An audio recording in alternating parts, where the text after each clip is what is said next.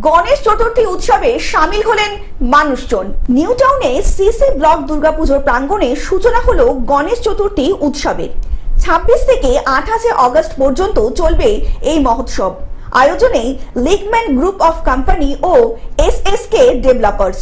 উদ্বোধনের দিনে মণ্ডপে ধরা পড়ল ভক্তি আর মানবিকতার অনন্য ছবি। কোম্পানির কর্ণধার স্বয়ং 100রও বেশি গরিব মানুষ ও মহিলাদের হাতে শাড়ি তুলে দিয়ে উৎসবকে করলেন আরও তাৎপর্যপূর্ণ।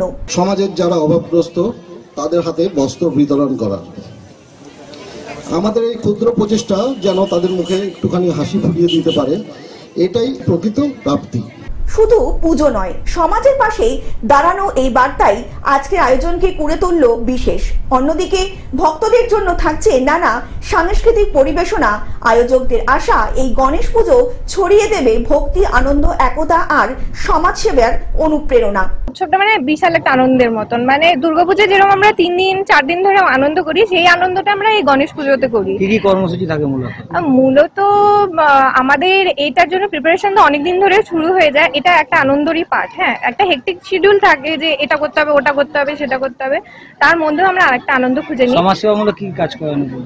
সমাজসেবামূলক এখানে এমনি প্রতিবারই কিছু না কিছু, মানে বস্ত্র দান বা কখনো কম্বল দান, মানে শীতের সময়, সেটা গণেশ পুজোর উপলক্ষে না, অনেক সময় এমনিও নর্মালি করা হয়। আর মেইনলি আমরা হচ্ছে যারা পুজো দেখতে আসেন তাদেরকে প্রত্যেককে হচ্ছে ভোগ খাওয়ানো, ঠিক আছে? তো এই জিনিসগুলো আমরা করি। কলকাতা থেকে অনির্বাণ দত্তের রিপোর্ট, গ্লোব নিউজ।